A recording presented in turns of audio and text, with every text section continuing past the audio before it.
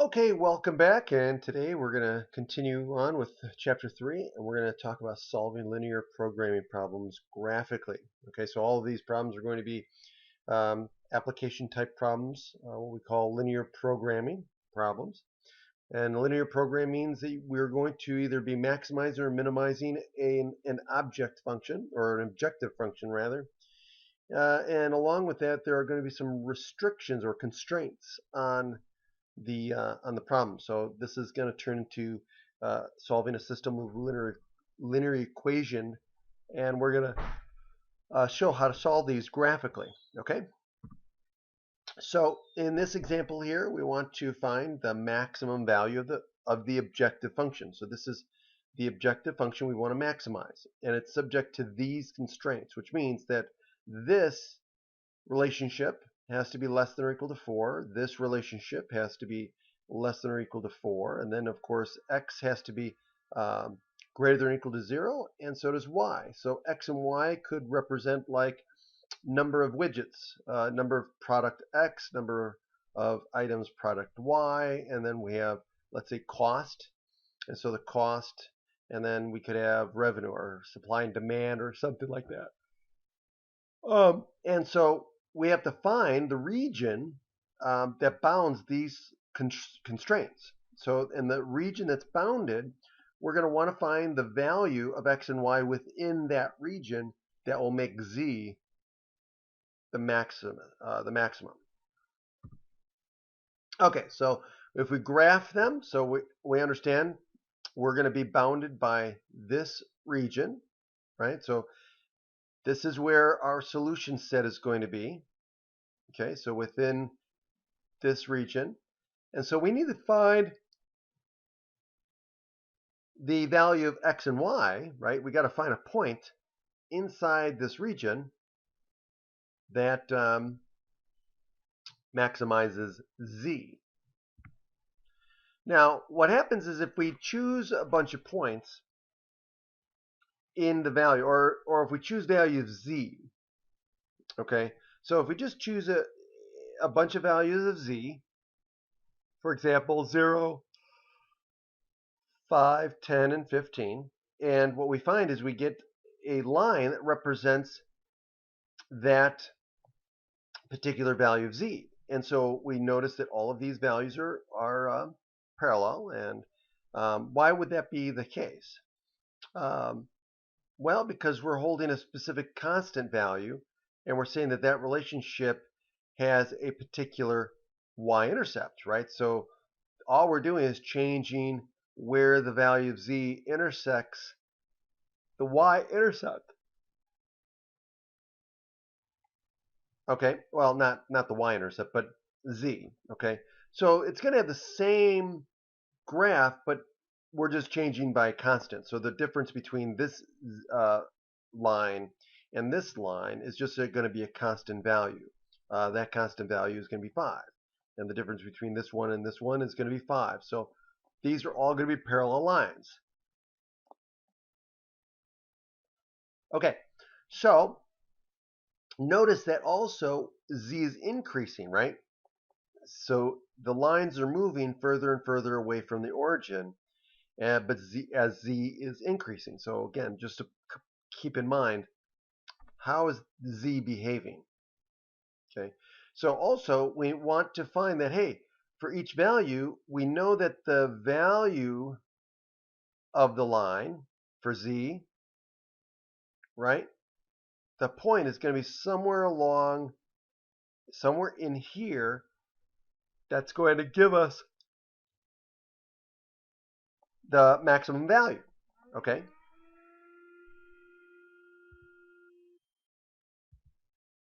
let's see. Oh, so what is the maximum value?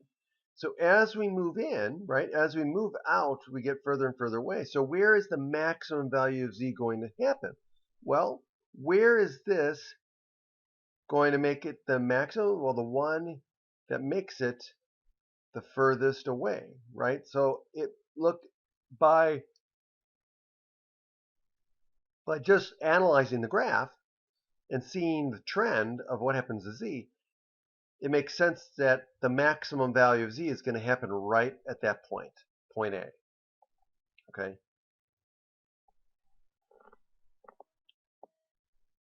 Okay. And so that point A is going to be the point at which maximizes z. Okay. So let's look at this example. So let's say we want to maximize this objective function, and it's subject to these constraints. Okay. So what we're going to do is we're going to do the same thing that we did in the last section. We're going to graph all of these lines, and the region that's bounded by these constraints, these lines, will give us the region that's going to help us minimize, in this case, z. Okay, we know that the point in that region will give us a minimum value. So we just have to find out where is the x and y coordinate that will do that.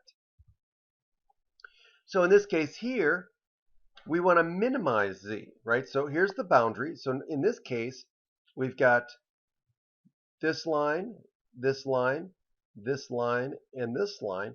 And the region is actually an infinite region.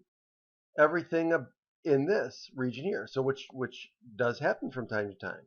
Okay, so that means, well, again, if we take different values of z and we plot the line, the objective line, for each value of z, we see a same trend, right? But this time we want to minimize, so we're going to move this way towards, and we want to know what is the value, what point will give us the minimum value. Okay, and so in this case here, we find that the minimum value is going to happen here. Okay, and here, and any place here. Okay.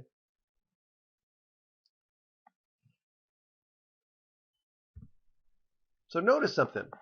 So these are just different examples, and we see that, hey, if this is the region, this is what we're doing. We're calculating these lines, right? In a manner of speaking, we know that z increases this way. Okay. Also, we notice if we look at this region, okay, z increases this way. Or if we take an open region like this, z increases this way.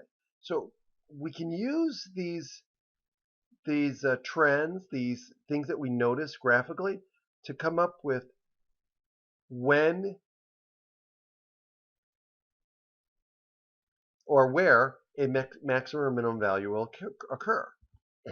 And this brings up the corner point theorem. If an optimum value, either a maximum or minimum value of the objective function exists, it will occur at one or more of the corner points of the feasible region. So we spent the last section figuring out what is the feasible region of a system of equations, a system of inequalities. Okay. So now what we're going to do is to do a maximum minimum optimization type problem. We know based on this theorem that the minimum maximum values of the objective function will always happen at one or more of the corners or the corners of the region, okay, or the vertices of the bounded region. So if we go back to our first example where we looked at it and we said, hey, by graphically looking at it, we determined that, hey, the point, in fact, let me go back.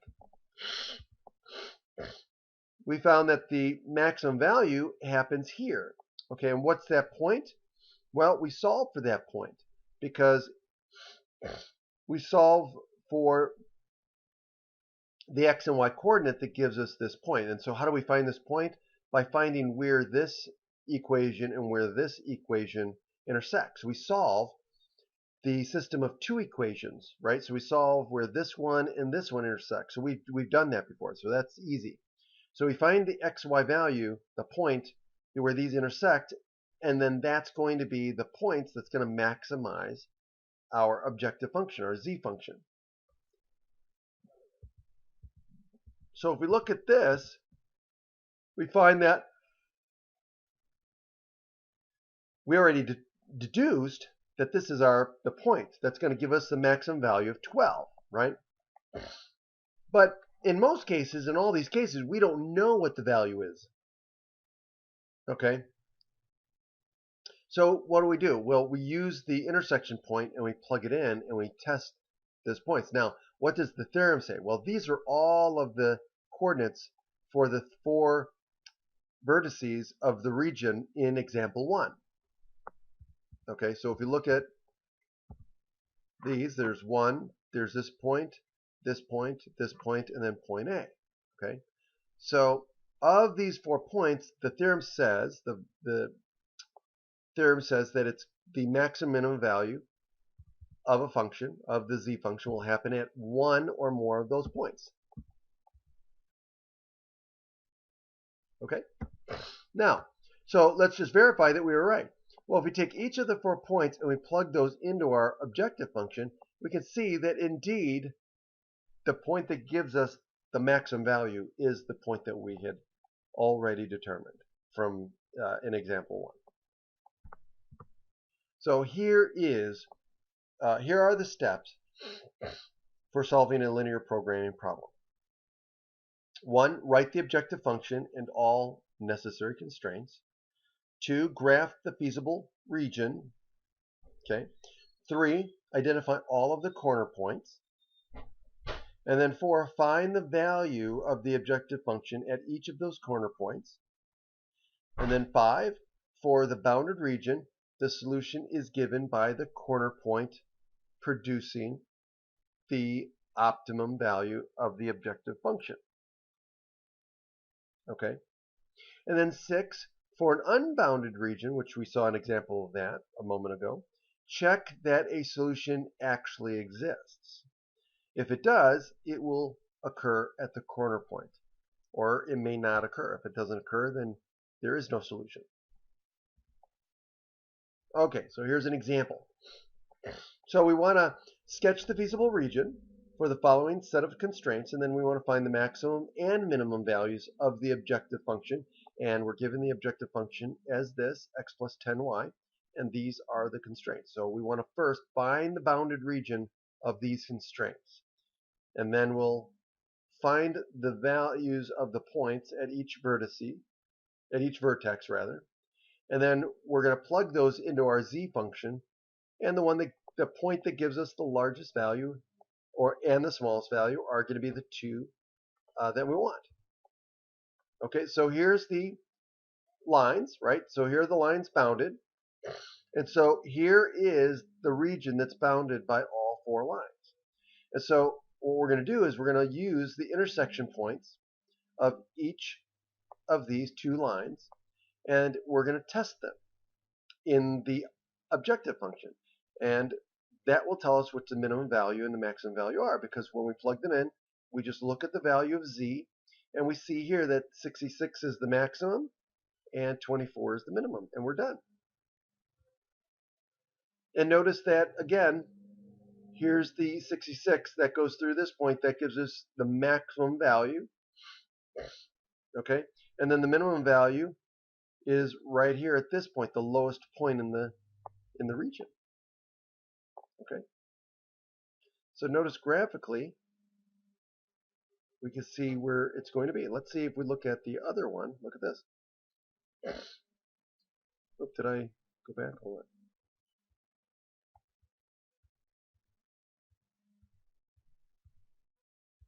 So the minimum value here is right here at the bottom, right? So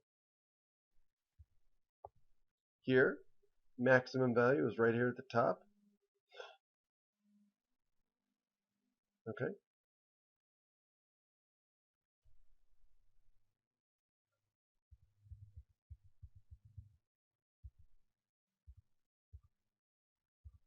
Okay. Now what about this one? It says find the maximum minimum values of the objective function. So now here's our objective function on the region bounded by these constraints. So again, we're going to do the same thing. We're going to graph the inequalities. We're going to graph the equations, right, first, and then we're going to find the region that's bounded by all 4 of these. So now the graph on the next slide shows that the feasible region is bounded. Okay, use the corner points from the graph to find the maximum and minimum values of the objective function. So here's the graph. So notice that what I'm willing to guess is, maybe I'm wrong, but this point here is going to give me the point of the maximum, and maybe this point is going to give me the minimum value, or maybe this point will. Okay, but all you have to do is take each of these points and plug them in, and look at this. You find that 0, 5 is equal to 20, 1, 3 gives you 15, there's our minimum, and then 4, 6 gives you the maximum. Well, where's 4, 6? Right there, right where I thought the maximum would be. And where's the minimum? 1, 3, which is right there. Okay? So it's not always the lowest point, but it's based on the graph of z. Okay? So this is the maximum point. This is the point that gives us the maximum value of z. This is the point that gives us the minimum value of z.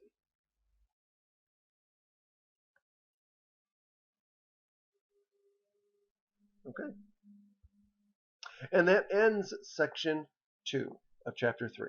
So next time we're going to talk about applications of linear programming. So again, now that we're getting used to what linear programming is and how we solve them, now we're going to do a lot of application type problems where we're going to be given a scenario, a context. And so we're going to use constraints, because in business we always end up having constraints, right? Constraints on time, constraints on product, constraints on material, whatever the case may be. So there's going to be a lot of cost constraints, all kinds of constraints that we're going to have to consider. And so we're going to use this idea of linear programming to help us find out, hey, where are the maximum, minimum, what are the values of x and y, let's say, that will give us maximum profit or maximum production, whatever the case may be. Okay, so we'll do that next time. So until then, please make sure you're practicing the practice problems. Keep up with the videos. Be prepared for class. Write down your questions. Come to class ready to work on examples, exercises at the back of the book, and with your questions. Okay, so and also anything you're getting stuck on. Okay, problems you're working on, homework that you get stuck on and you just can't get the right answer, you're just not sure why it worked. Come to class prepared and we'll tackle it together. Okay, have a great day and I'll talk to you later. Bye-bye.